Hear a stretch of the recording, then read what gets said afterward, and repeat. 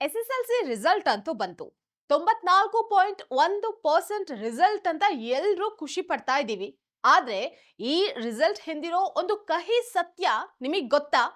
ಅಚ್ಚರಿ ಏನಪ್ಪಾ ಅಂತಂದ್ರೆ ಈ ಬಾರಿ 21,000ಕ್ಕೂ ಅಧಿಕ ವಿದ್ಯಾರ್ಥಿಗಳು ನಮ್ಮ ಮಾತೃಭಾಷೆ ಕನ್ನಡದಲ್ಲೇ ಫೇಲ್ ಆಗಿದ್ದಾರೆ. ಫಸ್ಟ್ ಲ್ಯಾಂಗ್ವೇಜ್ ಕನ್ನಡದಲ್ಲೇ ಇಷ್ಟು ಜನ ಫೇಲ್ ಆಗಿರೋದು ನಿಜಕ್ಕೂ ಬೇಸರದ ಸಂಗತಿ. ಮತ್ತೊಂದ್ ಕಡೆ ಹಿಂದಿಯಲ್ಲಿ 98% ಪಾಸ್ ಆಗಿದ್ದಾರೆ. ನಮಗೆ ಬೇರೆ ಭಾಷೆ ಬೇಡ ಅಂತ ಅಲ್ಲ, ಆದ್ರೆ ಕನ್ನಡ ನಾಡಲ್ಲೇ ಇದ್ದು ಕನ್ನಡದಲ್ಲೇ ಫೇಲ್ ಆಗ್ತಾ ಇದ್ದಾರೆ ಅಂದ್ರೆ ತಪ್ಪ್ಯಾರ್ದು? ಟೀಚಿಂಗ್ ಮೆಥಡ್ದ ಅಥವಾ ನಮ್ಮ ಅಸಡ್ಡೆನಾ? ಈಗಿನ 10 minutes compulsory Kannada reading rules ಇದನ್ನ ಸರಿಪಡಿಸುತ್ತಾ?